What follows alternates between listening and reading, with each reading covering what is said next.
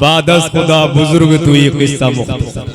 नबी को मानने के लिए चूंकि चुनाने की जरूरत नहीं है, बहुत ज्यादा तफसील और तहकीक में जाने की जरूरत नहीं है। मुख्तसर में इतना कह देना कि खुदा के बाद अगर किसी की जात है तो नबी की।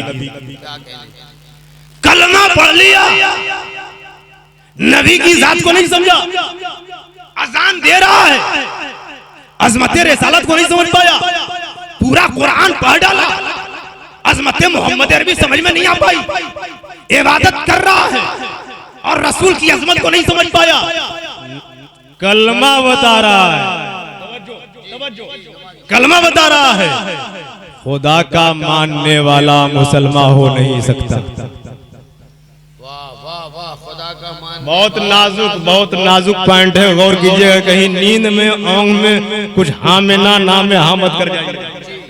खुदा का मानने वाला मुसलमान हो नहीं सकता। ला इलाहा इल्लल्लाह, ला इलाहा इल्लल्लाह, ला इलाहा इल्लल्लाह, नहीं है कोई माबूद अल्लाह के सिवा, अल्लाह वाहिद है, अल्लाह यकता है, अल्लाह बेहमता है, अल्लाह समद है, अल्लाह कादिर है, अल्लाह कय्यूम है, अल्लाह अहद है, अल्लाह अकेला है, अल्लाह यकाना है, अल्लाह का कोई हमसर नहीं है, उसका कोई बदल नहीं है, उसका कोई मुमासिल नहीं है, उसकी तरह कोई नहीं है, उसके जैसा कोई नहीं है। खालिक अल्लाह है, राज़िक अल्लाह है, मालिक अल्लाह है, रहमान अल्लाह है, रहीम अल्लाह है। हम कहते जा रहे हैं ऐ अल्लाह तू ही तू है, ऐ अल्लाह अकेला तू है, अल्लाह बेहमदा तू है, अल्लाह अहद तू है, अल्लाह समद तू है, अल्लाह वाहिद तू है। ऐ परवरदिगार आलम, हम तेरी वहदानियत व उलूहियत व इलाहियत के गुण गाते हैं। मुसलमान हुए या नहीं हुए तो खुद कलामे इलाही बोल पड़ा, खुदा का मानने वाला मुसलमान हो नहीं सकता।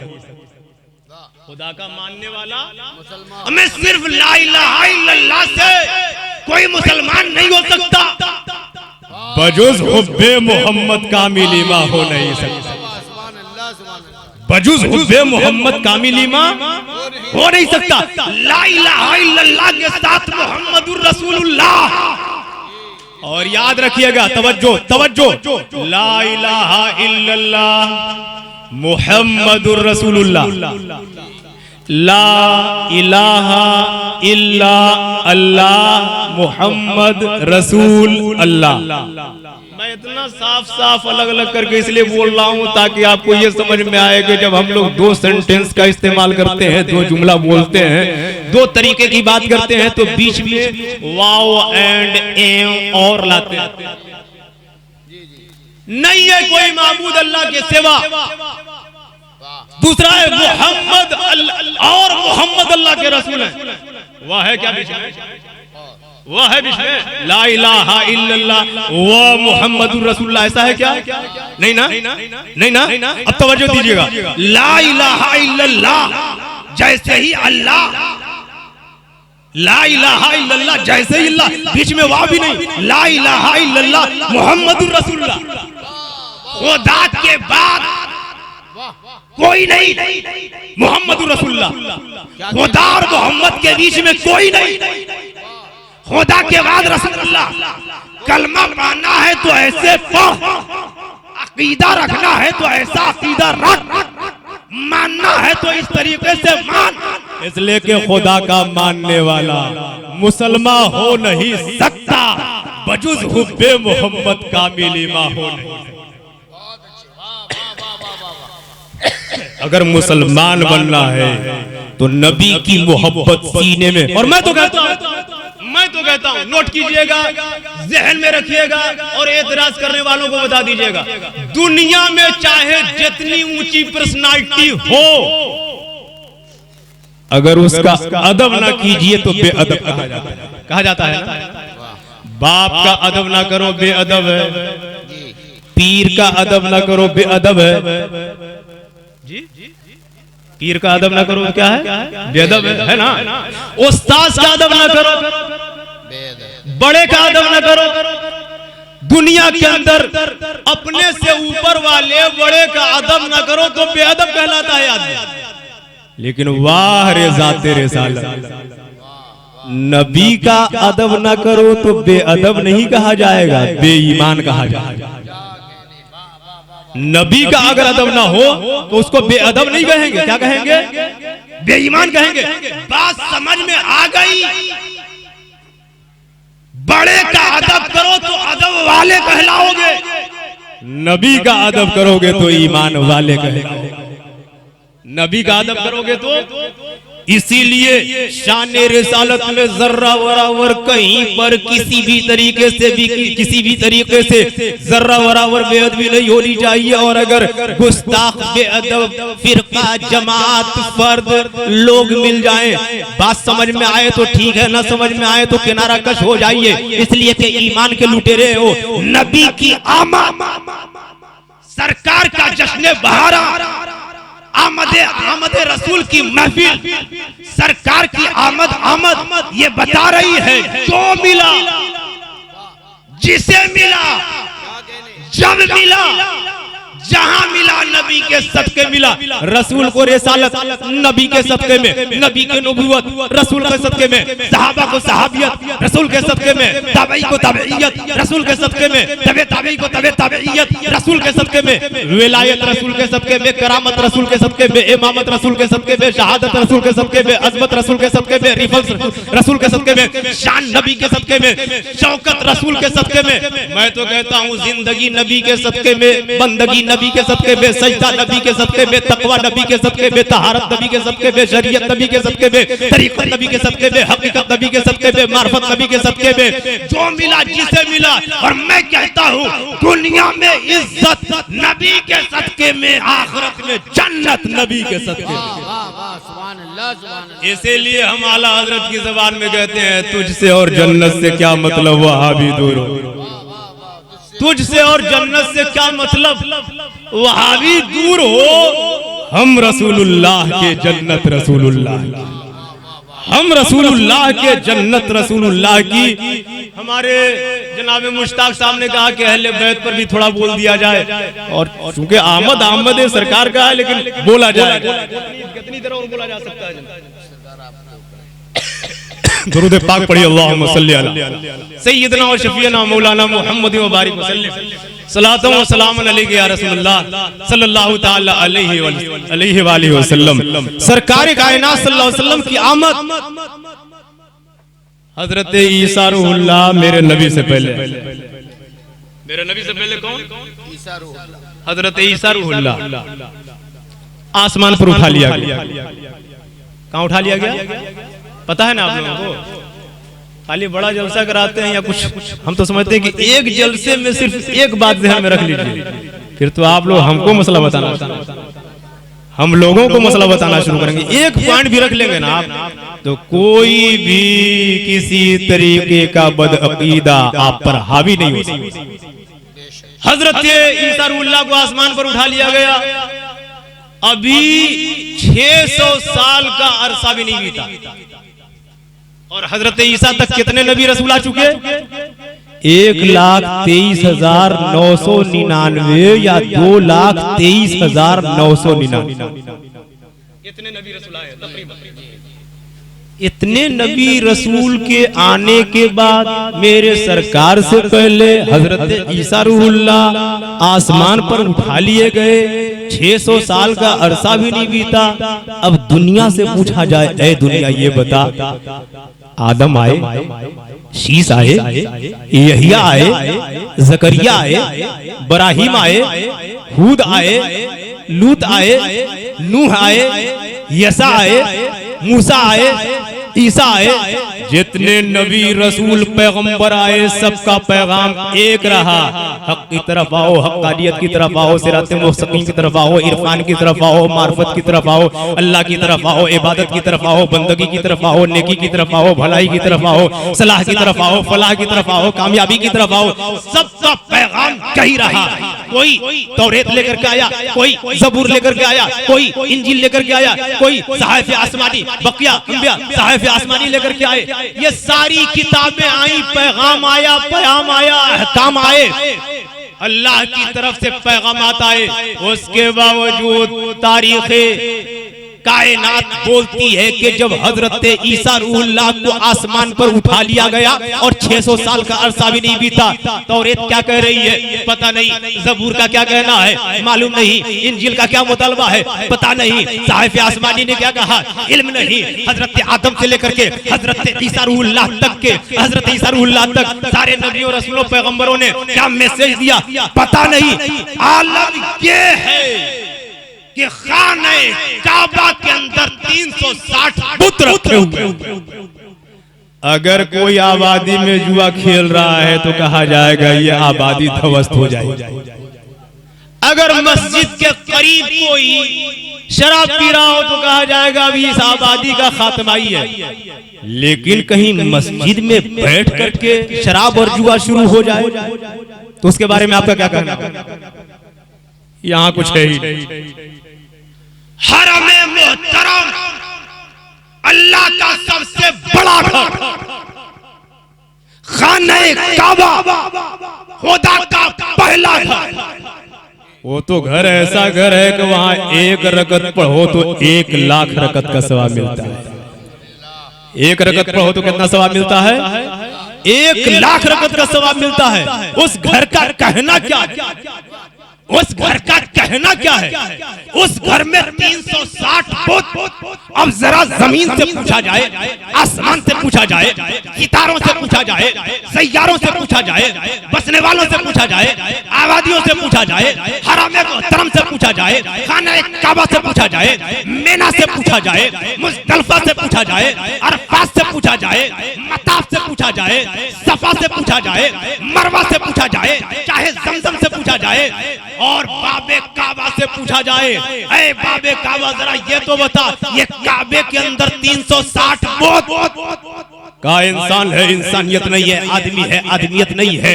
ये देखने में इंसानी लेवादे में है, लेकिन इनके अंदर न होश है, न खिरत है, न दानाई है, न समझ है, न फहम है, न इदराक है। ये नहीं जानते अल्लाह किसे कहते हैं, ये नहीं जानते इबादत किसे कहते हैं, ये नहीं जानते हक्कानियत किसे कहते हैं, ये नहीं जानते बंदगी किसे कहते हैं, ये नहीं जानते सिरात मुस्तकीम किसे कहते हैं, ये नहीं जानते हजरत मूसा का पैगाम क्या है, ये नहीं जानते हजरत इब्राहिम का कहना क्या है, ये नहीं जानते हजरत इस्माइल ने क्या फरमाया है, ये नहीं जानते हजरत ईसा का फरमान क्या है, ये नहीं जानते किताबें क्या बोल रही हैं, ये नहीं जानते साहिब का कहना क्या है, ये नहीं जानते अल्लाह का फरमान क्या है, ये नहीं जानते हक्कानियत की डगर क्या है, ये नहीं जानते अल्लाह को राजी करने का ढंग और तरीका क्या है। ये भूल गए पैगामात को, ये भूल गए अहकामात को। सारी दुनिया के अंदर जुल्म है, जुल्म, जुल्मत है, जुल्मत, दलालत है, दलालत, बहीमत है, बहीमत, दरिंदगी है, दरिंदगी, सफाकी है, सफाकी। एक खुदा के सामने न झुकते हुए हर मतलब का खुदा, हर मकसद का खुदा, हर कबीले का खुदा, हर जरूरत का खुदा, हर इलाके का खुदा अलग अलग बना हुआ है। कोई पत्थर के सामने, कोई औसान के सामने, कोई बुतों के सामने, कोई औसान के सामने, कोई असनाम के सामने, कोई दरख्त के सामने, कोई सूरज के सामने, कोई चांद के सामने, कोई सितारों के सामने, कोई बुतों के सामने, कोई दरियाओं के सामने, कोई पहाड़ों के सामने झुक रहा है। इस कायनात के अंदर इंसान को रब ने अशरफुल मखलूकात बनाया था और हद तो ये हो गई जिंदा बच्चियों को दरगोर कर दिया जा रहा है। जिंदा बच्चियों को दरगोर कर दिया जा रहा था। ऐसे आलम में हर तरफ एक वहशत का माहौल, जुल्मत का माहौल है, दलालत का माहौल है। हमने प्यारे बहुत करीब आकर के नहीं देखा कि नबी की जात से हमें क्या मिला। हमने महसूस करने की कोशिश नहीं की पैगंबर हाशमी के कदमे नाज से हमें क्या मिला। हमने कभी इस पर मंथन और गौर नहीं किया कि पैगंबर हाशमी की बारगाह से हमें क्या मिला। हमने कभी भी इस चीज को महसूस नहीं किया कि पैगंबर हाशमी ने हमें क्या दिया, क्या नहीं दिया। सब कुछ रसूल हाशमी की बारगाह से मिला है। आलम यह है, कायनात सिसक रही है, जमीन थर्रा रही है, आसमान कांप रहा है, कायनात का जोग्राफिया बदला बदला नजर आ रहा है, बारगाह इलाही में दस्त बदुआ है। ऐ अल्लाह, इंसान को तूने अशरफुल मखलूकात बनाया और आलम यह है कि वो पेशानी जिसका तकद्दुस, वो पेशानी जिसकी अहमियत वो पेशानी जिसका रुतबा, वो पेशानी जिसकी अजमत बहुत बड़ी है, एक खुदा को छोड़ करके ना जाने कहां कहां अपनी पेशानियों को रगड़ रहा है। ऐ अल्लाह शऊर अता कर दे, ऐ अल्लाह हिदायत अता कर दे, ऐ अल्लाह रहबरी अता कर दे, ऐ अल्लाह रहनुमा भेज दे, ऐ अल्लाह एक ऐसा राहबर भेज दे जो भटकी हुई कौमों को सिराते मुस्तकीम का मुबल्लिग बना दे। आलम यह है कि जब दुआए सुबहगाही बारगाहे इलाही में इजाबत के करीब पहुंची तो कुफ्र पर एक दिन मशीयत को जलाल आ ही गया। मेरे आका की विलादत का सवाल आ ही गया। और जहां तारीख था, जुल्मत कदा था, सख्त काला था, कोई पर्दे से क्या निकला कि घर घर में उजाला। सरकार कायनात सल्लल्लाहु अलैहि वसल्लम की जलवागरी हुई आमद आमद। सुभान अल्लाह। मैं समझता हूं कि उस सीने में किसी मोमिन का धड़कने वाला दिल हो ही नहीं सकता जिस सीने में नबी का जिक्र सुन करके मसरत और खुशी में सरकार कायनात सल्लल्लाहु अलैहि वसल्लम की आमद। आपने 12 सुना होगा, वो सितारे लटक आए, शाम के महल्लात आपकी वालदा पे रोशन हो गए। उसी जमाने में एक रिवाज चलता था कि शहर के बच्चे वो गांव की देहात की औरतें दूध पिलाने के लिए ले जाती थी। दो फायदा होता था, तो शहरी माहौल से निकल करके बच्चे खुली फजा में परवान चढ़ते थे, और जो गरीब औरतें थी उनको कुछ खुर्दोनोश का इंतजाम भी हुआ। सरकारे कायनात सल्लल्लाहु अलैहि वसल्लम की जब जलवा गरी हुई तो हजरत हलीमा सादिया इरशाद फरमाती है कि हम चले और हमारे साथ कबीले की औरतें भी चली मक्के की। काहे के लिए? कि जाएंगे मालदारों के घरों से छोटे बच्चे को लेंगे, दूध पिलाएंगे, दूध पिलाने के बाद जो उजरत मिलेगी उससे गुजर बसर। हजरत हलीमा सादिया का बयान है कि औरतें चली, हम भी चले, लेकिन मेरे पास जो सवारी का जानवर जो ऊँटनी थी वो बहुत नहीफ, लागर, नातमा, कमजोर थी। जब चली हजरत हलीमा तो फरमाती है कि चलते चलते ऊँटनी ने इतना आजिज कर दिया, इतनी थक गई, उसकी हड्डियों में गुदा नहीं था, सही से चल नहीं पा रही थी। कबीले की औरतें बहुत आगे निकल गई, मैं थक करके ऊँटनी को मैंने थक करके ऊँटनी को छोड़ दिया। कबीले की औरतें पहले मक्के में पहुंच गईं और हर दरवाजा को खटखटा करके जो मालदारों के बच्चे थे उनको ले लिया। मैं बाद में पहुंची तो सारे बच्चे तो निकल चुके थे, एक बच्चा रह गया था जिसको किसी ने नहीं लिया था। वो वही बच्चा था जो यतीम नहीं था, दुर्रे यतीम।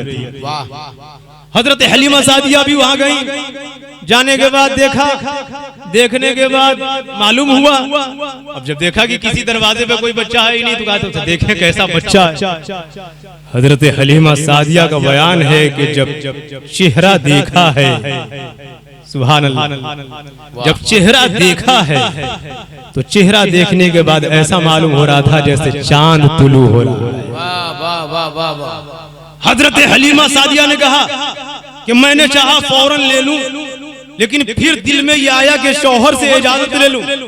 मैं निकली तो क्या देखती हूँ कि जिस ऊँटनी को किसी वादी में ना चलने की वजह से छोड़ दिया था, वो दरवाजे पे सर झुकाए खड़ी। ए हलीमा सादिया की ऊँटनी, जरा ये तो बता, तवज्जो, ए हलीमा सादिया की ऊँटनी, जरा ये तो बता, ये तुझे किसने बताया, ये तुझे किसने बताया कि यही मोहम्मद अरबी का घर है? तो हलीमा सादिया की ऊँटनी भी मुस्कुरा के कहने लगी, नहीं देखा, जब नबी की विलादत हुई तो काबा झुक गया। जब नबी की विलादत हो गई हुई तो कहाँ काबा झुका? किधर झुका? किधर झुका? जिधर हजरत आमना का घर है उधर झुका। हमने काबा से पूछा, ए काबा, हजरत अब्दुल मुत्तलिब तो देख करके घबरा रहे हैं, अभी तामीर कराई है, पैसा भी नहीं है, ये झुका हुआ है, कहीं डैमेज हो गया, कहीं शहीद हो गया, कहीं गिर गया, कहीं टूट गया, कहीं ढह गया, तो फिर इतनी सलाहियत भी नहीं कि इसको खड़ा किया जाए, इसको उठाया जाए। ए काबा, हुआ क्या? तो काबा मुस्कुरा करके कहने लगा, मैं गिर नहीं रहा हूं, मैं झुका हूं। कहां झुके हो? कहा खुद से पूछो झुका किधर जाता है, खुद से पूछो झुका किधर। तो मैं सोचने लगा झुका किधर जाता है। फिर जहन में बात आई, हाँ ए भद्रक वालों किधर झुकते हो, ए उड़ीसा वालों किधर झुकते हो, ए बिहार वालों किधर झुकते हो, नमाजी किधर झुकते हो, हाजी किधर झुकते हो, गाजी किधर झुकते हो, साजिद किधर झुकते हो, बंदगी करने वाले किधर झुकते हो, कलमा पढ़ने वाले किधर झुकते हो। तो आप कहोगे काबे की तरफ। हमने कहा काबे की तरफ क्यों झुकते हो? इसलिए कि वो किबला है।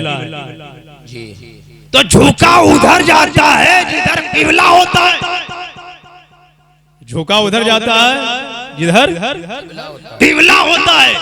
तो सबका किबला काबा है, सब काबे की तरफ झुक रहे हैं और काबे का किबला मुस्तफा।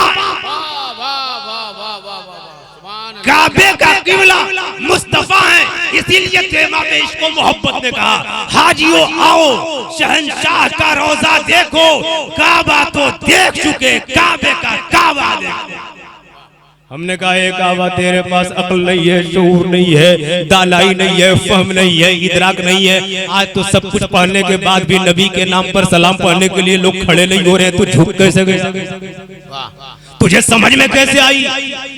तो काबा ने कहा यही एक ऐसी जात है जिसे कायनात की हर शय जानती है। आगे देखना, इशारा करेंगे तो डूबा हुआ सूरज पलट आएगा, पूछना सूरज से कैसे समझ में आ गया। इशारा फरमाएंगे तो चांद दो हिस्से में बट जाएगा, पूछना चांद से कैसे समझ में आ गई कि इशारा किसका है। देखना आगे चल करके कंकरी अबू जहल के हाथ में होगी, इशारा इनका होगा और वो कलमा पढ़ रही होगी कंकरी से, पूछना कि तुझे कैसे समझ में आ गया। दरख्त को इशारा कर देंगे, चल करके कदम में आ जाएगा, पूछना कि आखिर कैसे समझ में आया। तो कायनात की हर शय नबी को जानती भी है, नबी को मानती भी। एक बात और मसले में कह दे रहा हूं, किसी जानवर को नबी का गुस्ताख मत कहिए।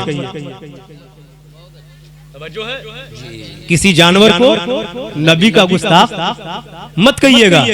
गुस्ताख भी जानते हैं कि ये नबी है, जानते हैं। तीन चीजें होता है, जानना, मानना, पहचानना। जानना, मानना, पहचानना। जहां तक जानने की बात है तो कायनात की हर शय जानती है कि ये नबी है। अबू जहल नहीं जानता था, अबू लहब नहीं जानता था, अबुल बख्तरी बिन हिशाम नहीं जानता था, उतबा और शैबा नहीं जानता था, वलीद इब्न मुगीरा नहीं जानता था। जो 40 लोग 80 आंखें लेकर के शबे हिजरत का शान नबूवत पर आए थे, नहीं जानते थे कि ये नबी है। जानते थे, जानते सब हैं, मानते भी सब हैं। नहीं मानते हैं तो कुछ गद्दार इंसान और कुछ गद्दार जिन्नात, कुछ गुस्ताख इंसान और कुछ गुस्ताख जिन्नात नबी को नहीं मानते। जानते सब हैं, गुस्ताख इंसान और जिन्नात के अलावा मानते सब हैं। और जहां तक पहचानने की बात है तो रब के अलावा नबी को कोई नहीं पहचानता। रब के अलावा कोई नबी को नहीं पहचानता है। ये मेरे नबी की शान है। आ रहे हैं तो काबा झुका जा रहा है, आ रहे हैं तो हरियाली और शादाबी फैलती चली जा रही है, आ रहे हैं तो कायनात के अंदर नूर पैदा हो रहा है, आ रहे हैं तो हजरत हलीमा का घर ही नहीं बल्कि पूरी कायनात रोशन नजर आ रही है। हजरत हलीमा सादिया ने जब गोद में लिया है बच्चे को तो फरमाती है ऐसा लग रहा था कि मैं बच्चा नहीं लिए हूँ, पूरा कायनात, पूरी कायनात मेरी आगोश। पूरी कायनात लिया। हजरत हलीमा ने फरमाया ऊँटनी दरवाजे पे खड़ी थी, मैंने लिया और लेकर के जब बैठी, बैठने के बाद जैसे ही मैंने इशारा दिया ऊँटनी चलने लगी, सरपट भागने लगी। मैं दीदे हैरत से देखने लगी, जो ऊँटनी चलने के काबिल नहीं थी, ये दम खम कहाँ से आ गया, ये कुव्वत तवानाई कहाँ से आ गई, ये चलने की सलाहियत कैसे आ गई, आखिर ये इतनी तेज रफ्तार कैसे हो गई। सोचने लगी आखिर ये कुव्वत आई तो कहाँ से आई। तो हजरत हलीमा सादिया को ये बात समझ में आ गई, ये कमाल किसी और का नहीं है। उठती भागती जा रही है, दौड़ती जा रही है, यहाँ तक के जो बहुत पहले औरतें निकल चुकी थी, उनके मुकाबले में जब ऊँटनी पहुंची तो औरतों ने, कबीले की औरतों ने पूछना शुरू किया, ये हलीमा जरा बताना, ये हलीमा जरा बताना, ये आखिर सवारी तुमको मिली कहाँ से, ये सवारी मिली कहाँ से। तो हजरत हलीमा सादिया ने कहा हमें सवारी दो वही है, उसको न बदला है, न दूसरी सवारी लाई हो, न कोई और दूसरी ऊँटनी है, वही है। आखिर ये कमाल का सुन, न ये मेरा कमाल है, न ये ऊँटनी का कमाल है, कमाल तो इस बच्चे का है जो मेरी आगोश में है। हजरत हलीमा सादिया की आगोश में कोई यतीम नहीं था, दुर्रे यतीम था, कोई और नहीं था, रहमतुल लिल आलमीन था, कोई और नहीं था, ताहा व यासीन था, कोई और नहीं था, राहतुल आशिकीन था, कोई और नहीं था, सय्याह लामका था, कोई और नहीं था, महबूब रब्बुल आलमीन था, कोई और नहीं था, शिफा अता करने वाला, कामयाबी अता करने वाला, दुनिया के अंदर नूर पैदा करने वाला नबी कायनात को लेकर के जो हजरत हलीमा सादिया चली है, अपनी आबादी तक पहुंची है। मुअर्रिख बयान करता है कि पूरी आबादी में कहीं हरियाली नहीं थी, लेकिन हजरत हलीमा सादिया की बकरी जब शाम में आती थी तो दूध से थन भी भरा रहता था और पेट भी भरा रहता था। क्या कहने, सुभान अल्लाह, पेट भी भरा रहता था। कबीले की औरतों ने कहा ए चराने वाले चरवाहे, हमारी बकरियों को वही ले जाया करो जहाँ हलीमा की बकरियां चरती।